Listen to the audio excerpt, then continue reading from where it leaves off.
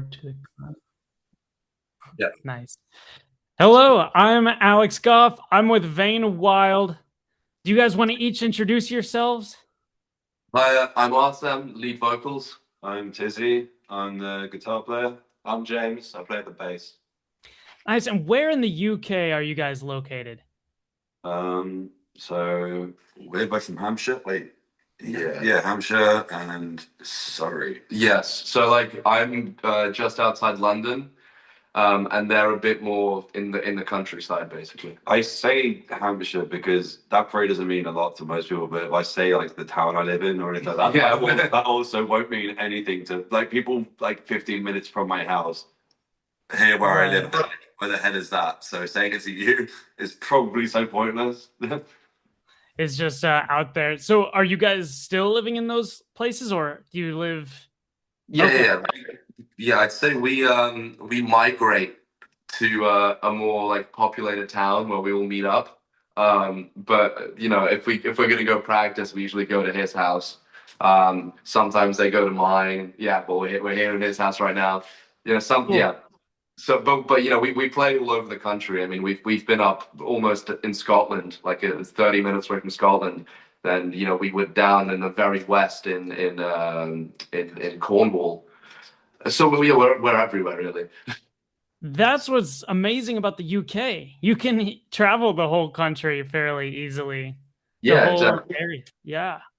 I Yeah, mean, I yes, I think Scotland is like, or like the furthest level of Scotland is like closer than the shortest drive from state to state, I'm pretty sure. Yeah, so wow. basically in the UK, I think from like where we're from, I'd say to get up to Scotland it probably takes about 8 hours. No, it's about 11 hours. 11 hours, give or take. But isn't it like you can drive for like 15 hours in Texas and still be in Texas? Like Pretty that's much. yeah. Yeah, and I'm from Texas, so a lot of people don't realize like the Dallas to LA drive is 24 hours and El Paso, Texas is the halfway point. You've still got New Mexico and Arizona and California, but yeah, that's how far Texas stretches is it's the halfway still. So, Jesus. Yeah, yeah, that's it's and even flying, like if I think about going to New York City, I mean, that's like a 5.5 hour flight from LA. So Dude, that's a longer flight than Scotland to ours. I thought you said it was 11 hours. No, a longer flight. The flight from Scotland to here is like 2, 3 hours. Yeah. And do you that's guys fly? Do you fly to play gigs? Or No, no, we we drive. oh yeah, we are playing Ibiza. Yeah, we're playing like an island off the coast of Spain. Um, like in like April. Yeah, basically like late April, early May of 2027. So we are, yeah, that's going to be our first like band plane journey, which is going to be quite fun. I love wow, flying, so I'm looking forward to that. I'm hoping we do get to fly more Yeah. to gigs. it'll happen the bigger you get. What is that festival called? It's called it's HRH, which is Hard Rock Hell, Road Trip.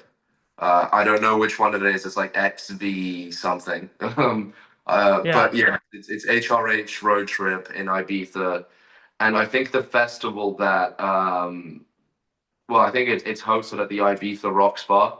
So I think it's like called the Ibiza Rocks Festival or something like that. I could be wrong. I think that is what I think that is it. Yeah, I think the box. It's Ibiza something. yeah. very cool. We'll put the dates in the description of the video also so that Yeah, yeah, sure. whoever's out there. Talk about the UK rock scene, both London, Scotland. What else comes to mind? I mean, It sucks. yeah. I mean, I'd say not to sort of sound biased or anything. I'd say we're definitely the most true to a band you'd have found in the 80s. Just purely out in my personal opinion. But there are some really good bands in the UK. Like there's a band I love called Mother Vulture. They're really big. They're above us at the moment, but they're doing really well. Like the rock scene in England at the moment, there's a lot more glam and hair metal in America at the Sure. moment. I think the UK's got a really interesting. I think you'd agree with me when I say this. They've got a lot of metal fans. There's a lot of metal fans and there's a lot of rock fans. But whenever, like, if you go to a metal show in the UK, it's guaranteed to be a bunch of guys in black t-shirts and then black jeans playing da da da da da da. We've got a lot of like gent and grindcore here, bands like that, like actual like really really heavy screamo stuff like that. Uh-huh. We have a lot of that here. But we do have a lot of like 70s style bands or 60s style bands. Like we played a few gigs in London, and loads of the bands were like really like psychedelic, the 60s. Like T-Rex kind of vibes, like Mark Bolan. There's like a lot of that, and there's a very big punk scene. Well, I mean, obviously, UK is the home of punk. I mean, I'm sure the Ramones would debate me on that, but I still, I think the UK, London is the home of punk. And Oh, dude, Camden, London is so incredibly punk. yeah, Camden. It's very, it has been commercialized, but still, if there's anywhere in the world that I would recommend to go to if you want to experience the punk scene, it's gonna be Camden, 100%. So Very cool. I've heard that. yeah. So it kind of sounds similar to what I've experienced, where there's kind of a resurgence. There's definitely a group of us who want this to happen, but it's not near the mainstream. It's not. Well, I mean, it's coming back massively. It's Yeah.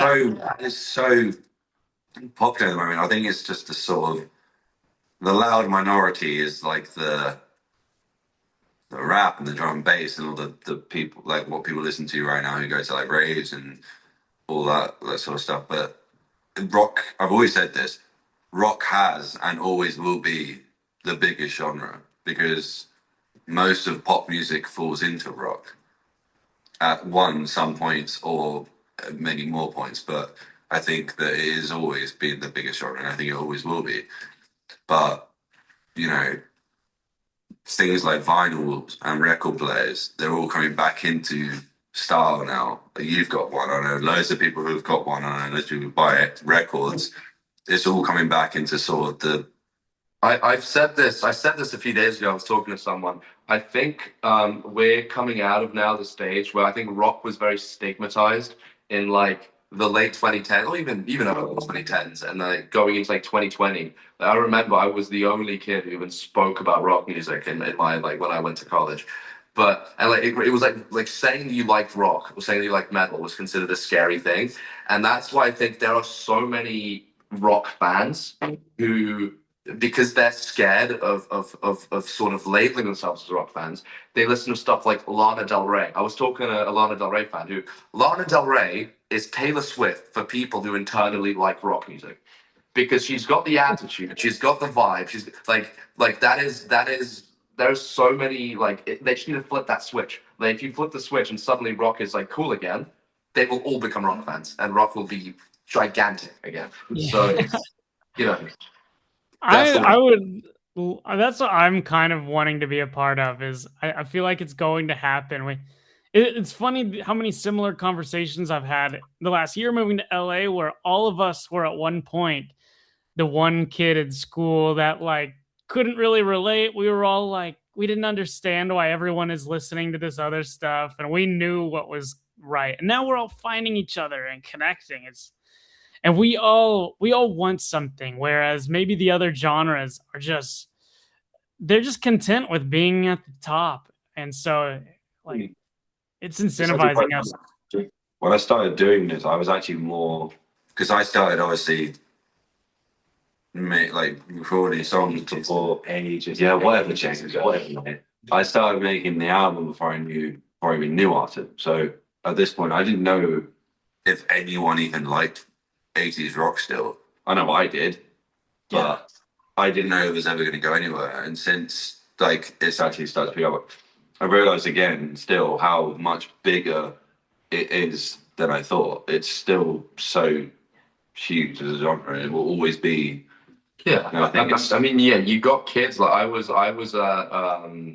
a very big tribute band scene in the UK, and I'm sure there's also in America. But there's a Guns N' Roses tribute band called Guns Two Roses, and I mean they sell out like thousand person venues like on a regular. Like they're big, they're popular, they're very popular. And I've been to their shows twice. I'm good mates with their singer Gav. He's an awesome guy.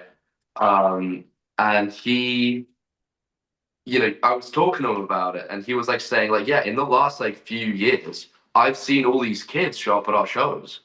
And like like they've been doing this since they've played with Steven Adler, they've played with Gilby Clarke, they've had original members of Guns N' Roses go on stage. They've been doing this for a long time, and now they've seen all these kids come to their shows. And I was there in London like a month ago, maybe I want to say, and yeah, front row there was a bunch of I want to say like I don't know 17, 18, 19 year olds with big teased up hair, wearing like dressed rock and roll. And You've seen Guns to Roses yeah, advertised as well. They've actually done like really well. and yeah, and So good. a lot of them actually were Vane Wild fans as well, which that was really inspiring because whenever I see a young person dressing 80s, there's like an 80% chance that they've heard of us or a fan of us, which is really inspiring. And they're cool. And that's cool. They're cool, right? I know the one good thing about rock not flourishing quite yet is that it leaves the door open for people like us to come in. I would hate to be competing with Black Sabbath or Jimi Hendrix. Like, I'm kind of glad there's not Jimi Hendrix. Yeah.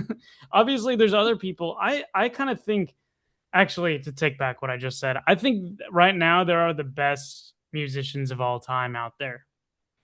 Like, I think that's what a lot of bands are wrong though. I think that's a lot of things. I feel like when a lot of bands felt that they had to compete, but that's the thing. I don't think music's a competition. I don't think music is. Yeah. It's not something you have to compete for.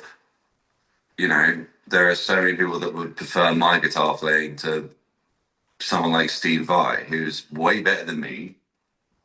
But I was going to say careful. I prefer so many guitar players that are nowhere near as good as some other guitar players. It's not about how good you are in this industry. I think that's what a lot of people get caught up on. Yeah, there's no such thing as better. It's just different. Yeah. I'm nowhere near as good as any of my idols, but I know I have my certain style, and hell, I don't care how good I get or how good I don't get. I just think that's how music is now. Ed Sheeran, I'm not exactly a fan of him, but he's not a really like technically skilled guitar player, but he's great at writing music, and he is a good singer. You can't deny it. Yeah. So when it comes to that level where I don't think music should ever be looked at as a competition. I don't think it should ever be looked at as needing to be good at it, because music's an expression. So it's just no, that was deep. It's a way to express yourself. That is what music is. Music is it's a way of life. Yeah.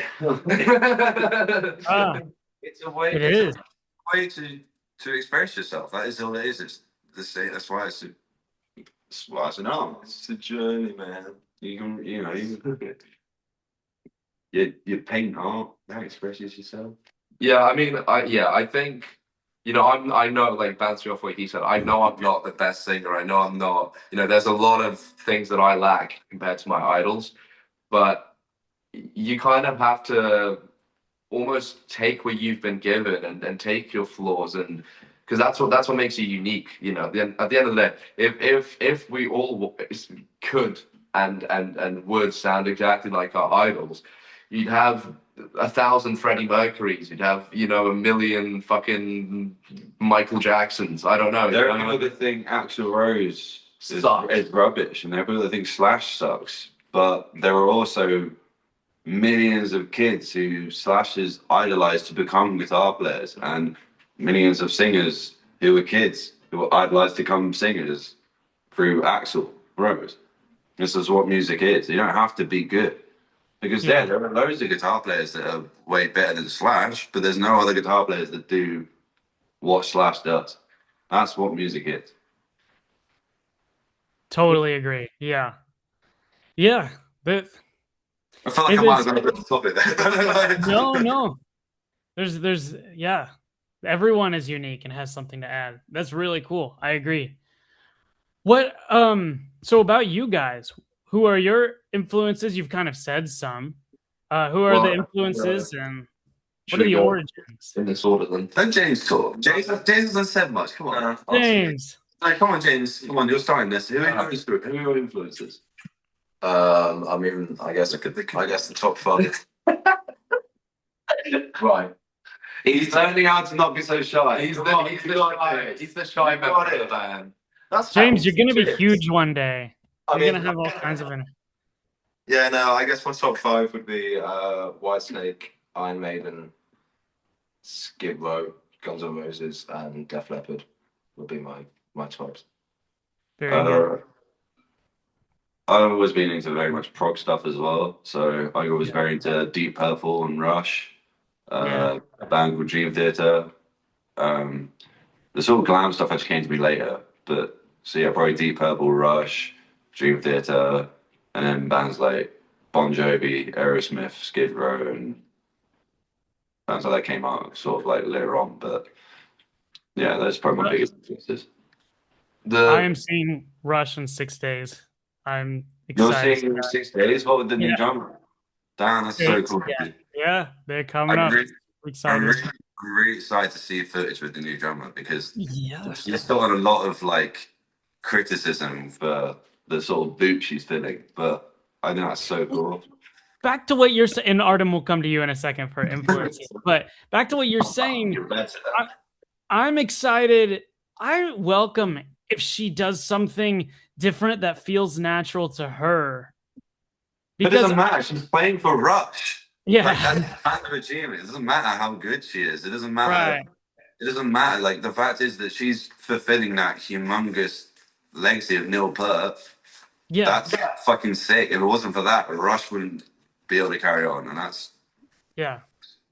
I've So actually sorry, I getting on to my influences. I actually have yeah. something to bounce off of on that because I was going to say that the person that got me into singing is Chester Bennington of Linkin Park. And obviously, that similar thing has happened with Emily Armstrong coming in and replacing Chester. Yeah. I saw Emily and Linkin Park. I was barricade on their first show back in the UK together. Um, and she fucking killed it. She killed it. She's awesome. Yes, she has a different style. Yes, some of the old songs don't necessarily sound the same because she has a completely different voice. But does she give it an awesome energy and does she still make it a good time? Absolutely. Like But I think that's also very much common with bands as well. Like when Freddie Mercury died, I imagine they had countless of meetups and chats about is there any point in doing this without Freddie? And then they did. Or like, you know, I think, I Exactly. think, yeah, I think there is a humongous point in continuing, Yeah. even if the sort of the icon of a band is not in anymore. I still think that's the thing. It's not about how good someone is. Because if you get someone who's in, if you get someone in to replace that person, and they're not as technically good, doesn't matter because you can still make something different and it's still good. Like Because that's you not can continue. exactly.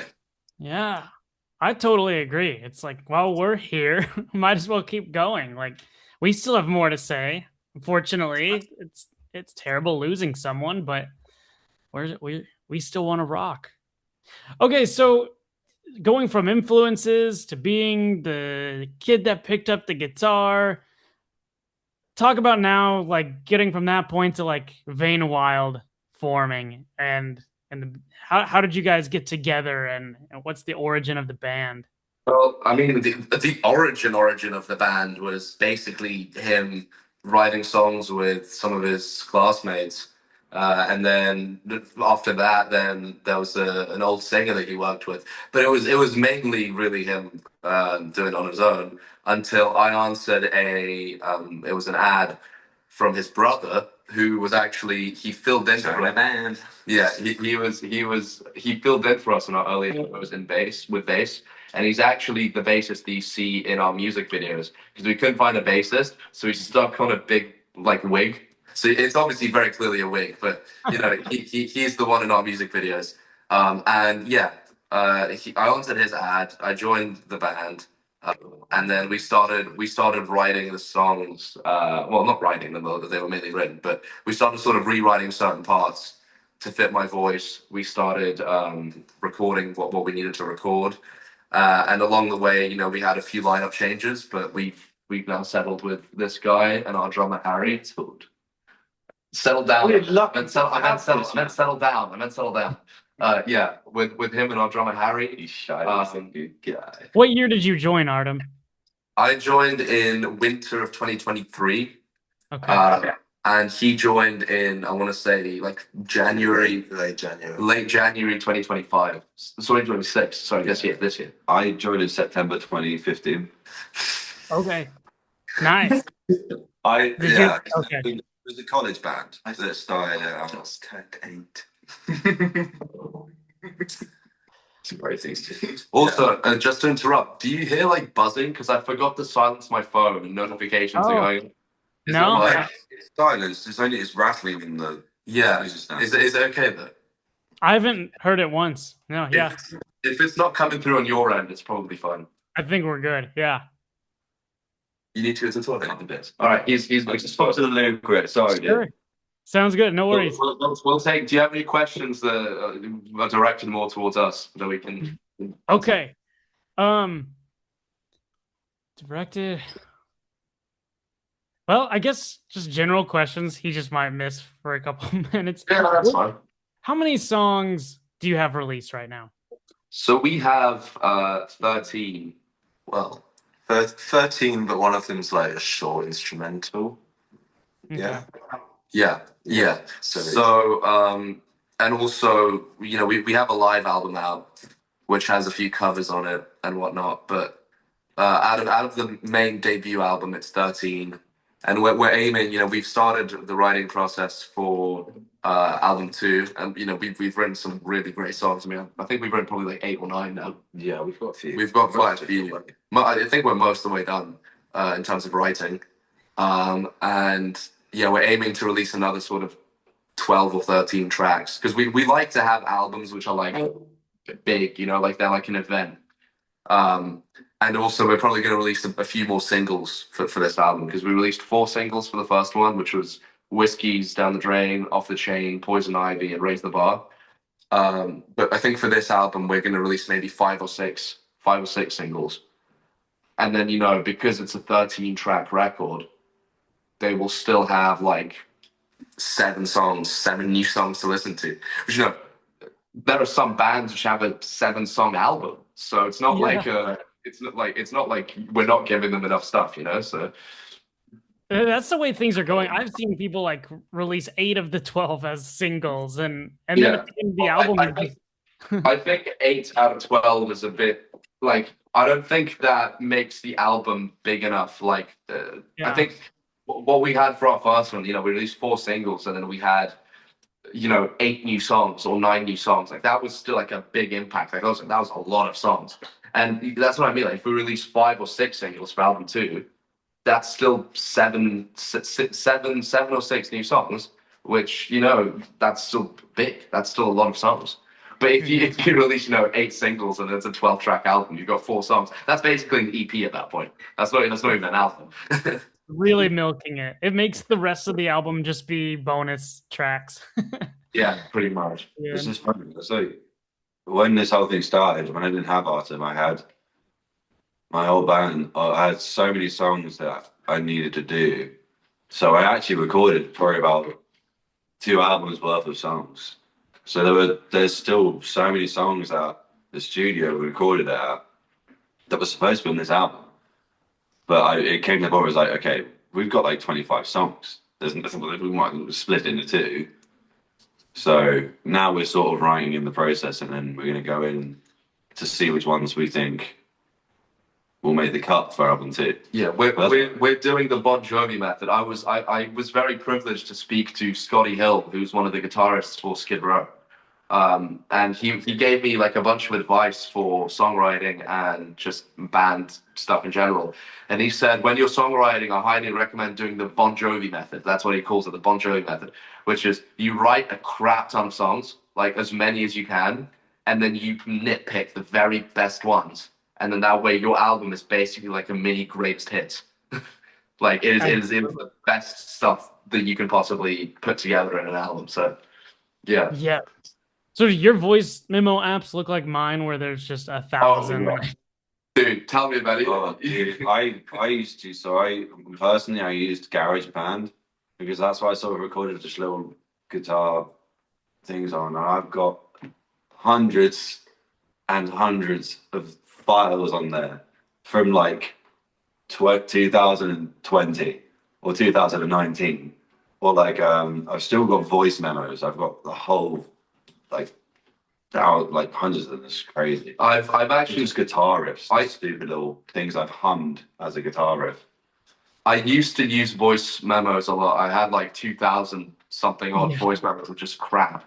But what I've started doing now, which I think is a really great feature, the Notes app on your phone has an option to record a voice memo onto the note. Does it? Yeah. So what I do is I've got basically a note with the song title, all of the lyrics, all the chords, and then voice notes below with like guitar track, vocal track, and it's all like in the same voice memo. Note of like that song. Organized. So that's like the best way that I found to basically remember all the information about the song. Right. Okay, I'm gonna start doing that. That's good to know. I genuinely do that. Yes, totally. Yeah. That's good to know. So,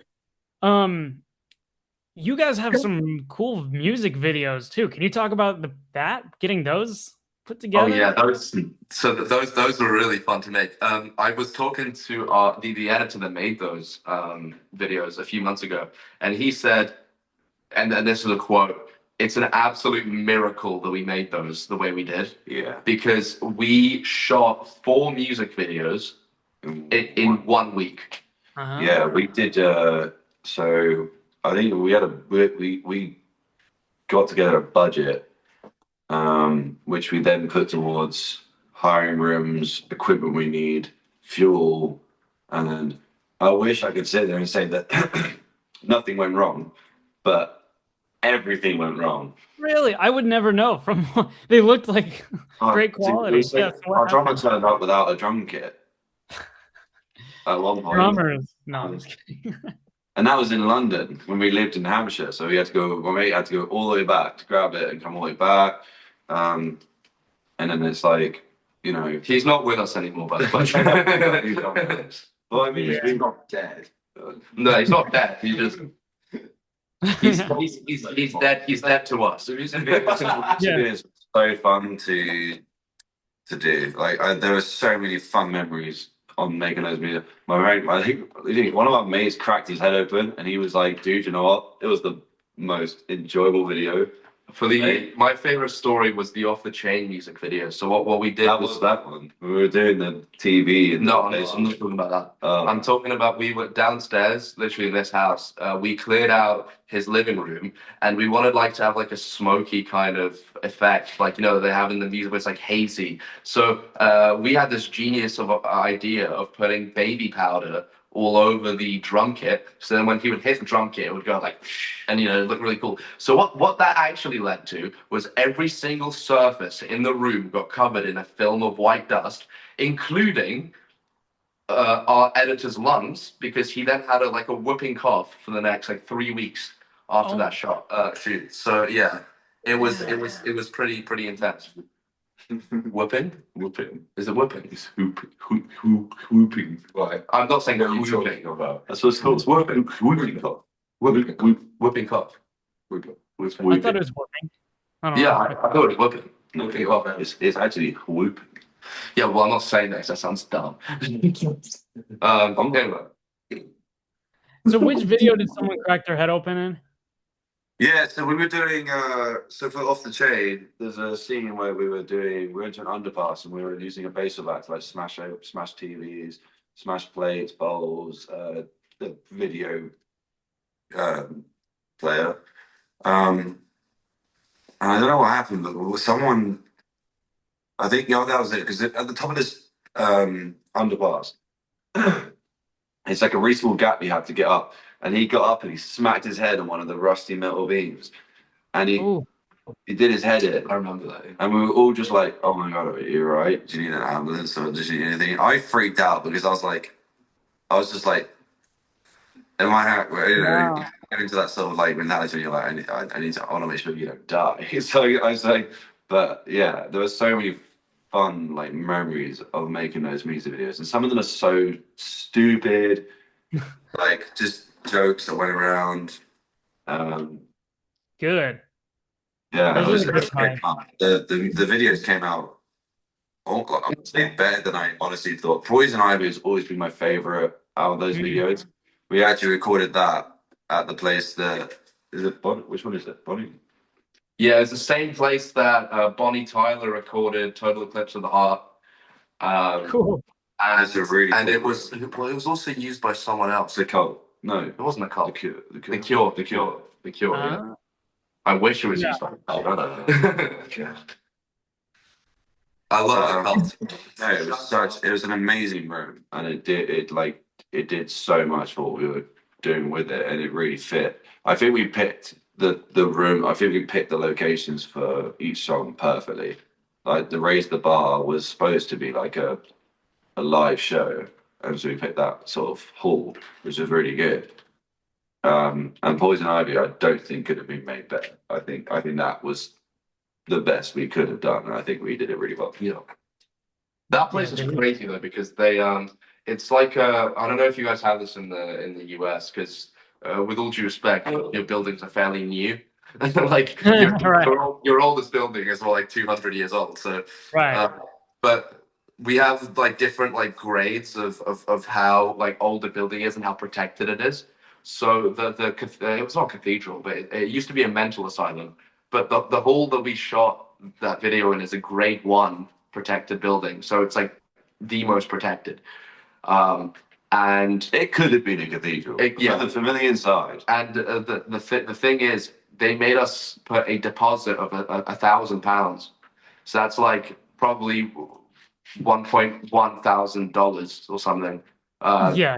Just in case we broke anything.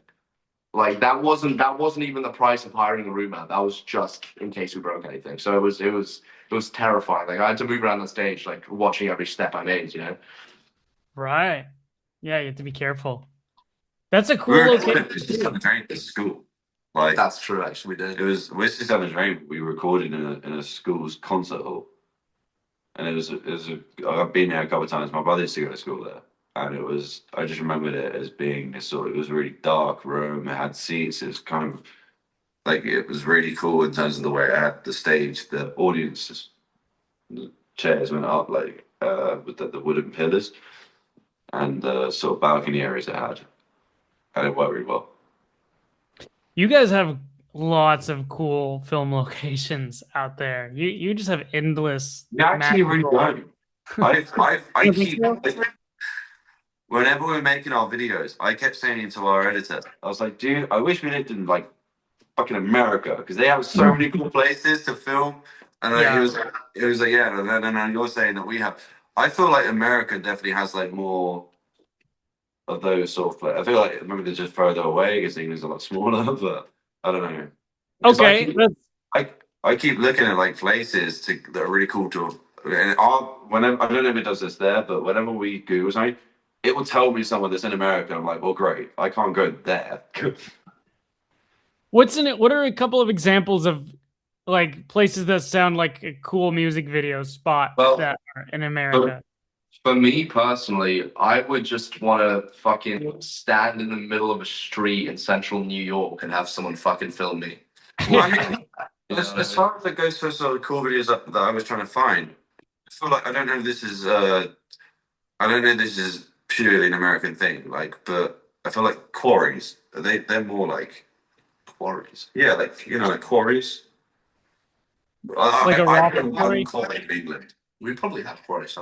I think there's more than one. No, probably is. There probably is. But what I mean is like those. So okay, so America is widely known for its amount of quarries. okay, so you know the film Grease Lightning. Yeah. In the car race where they're doing, and it's like That's in the LA River.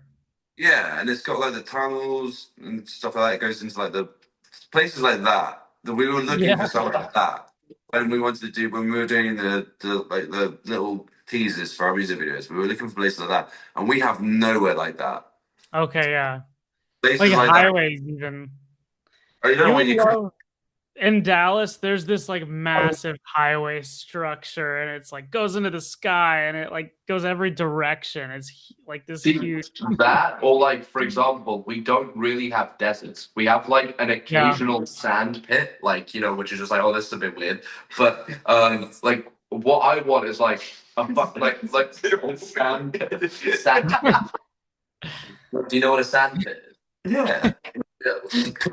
Well, that's what I'm saying. But it's not a desert. But like in like the US, like if you go like I've been to Arizona, for example, you guys will just have like just vast, Oh yeah. empty, and then sometimes you'll have like an old like railroad track going through, or like stuff like that's awesome. Actually, to be fair, Yeah. that's kind of what we did with our Raise the Bar single cover.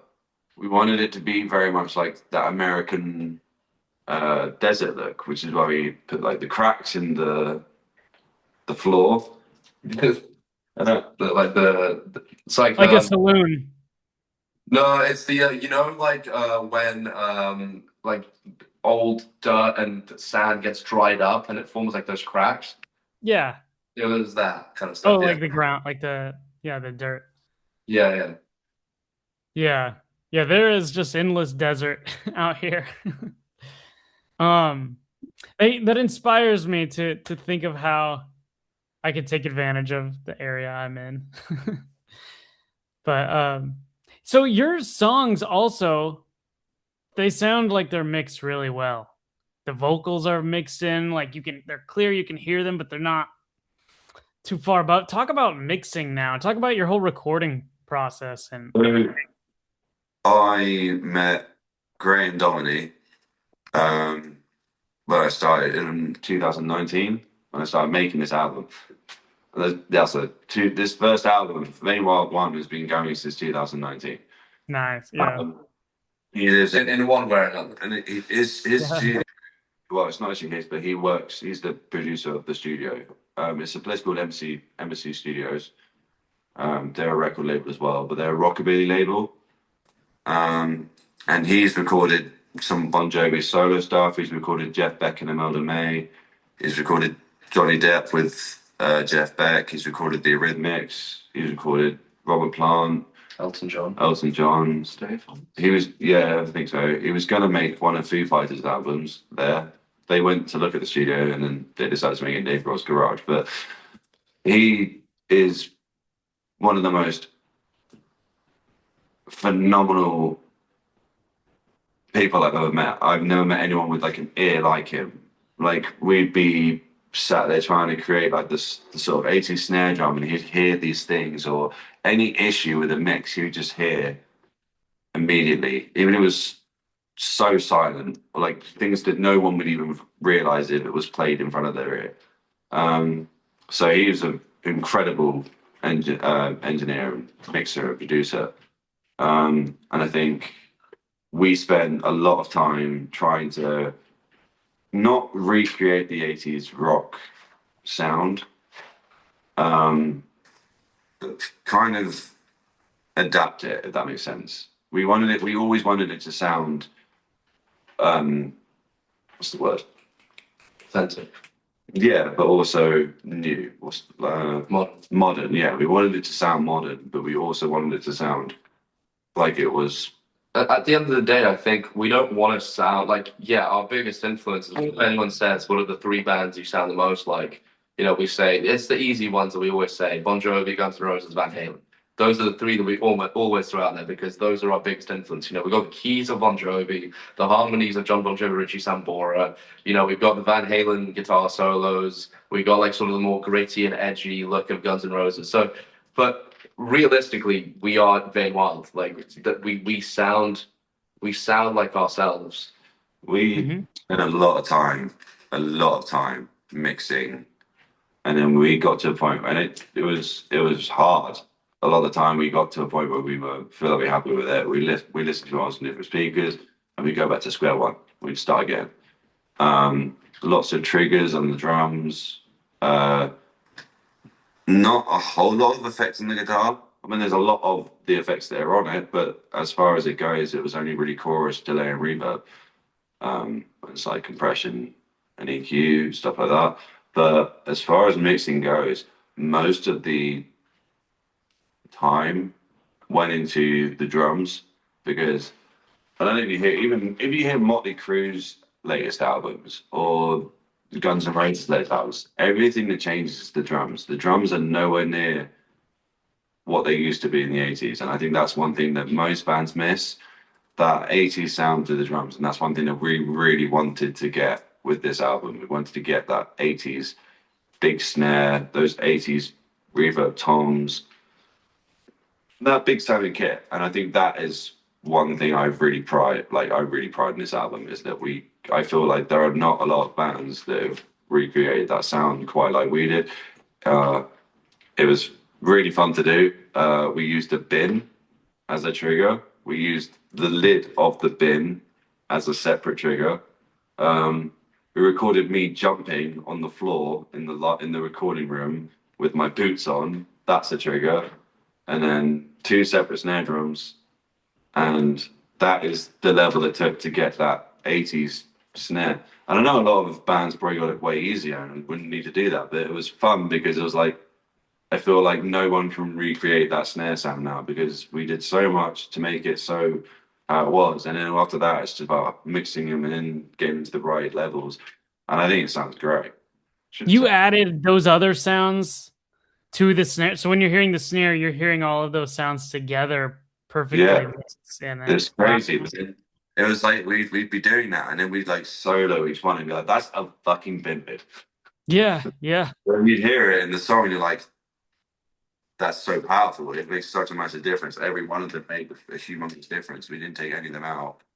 And yeah, it was a really good experience doing that. Making this sort of snare drum is probably one of my favorite experiences of this album. And I think also um, learning how to do it as well. Because when I did it, I had no experience in recording or mixing and mastering or anything like that. I think learning how to do it has been one of the coolest parts of it. Yeah.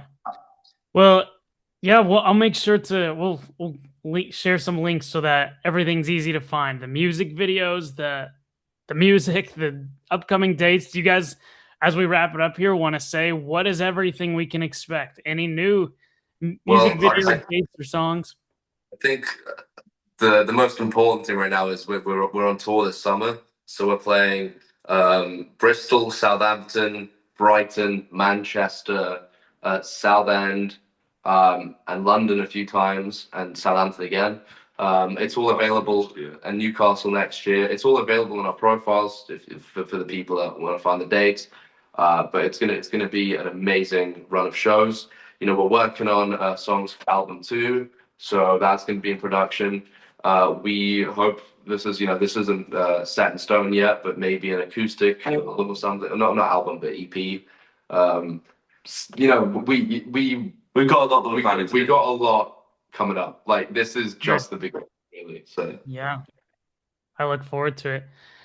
Okay, one final question, James. What advice do you have for any young rockers out there? Fucking be true to yourself. You're never going to get anywhere by pretending to be someone different, and it will never feel good. You just need to explore everything that you can do to express yourself, and that's all you can do. Hell yeah. Put yourself out there. Yeah. Yeah. Just speak more into us. Yeah. Thank you guys. No, it's the truth. So I appreciate your time. We'll be in touch for sure. I'm excited for everything you guys do. And yeah, till next time. Thanks so Awesome, much, man. dude. Thank you so much. Take care. Thank Have you. a good one, man. All right. Rock and roll. You too, man.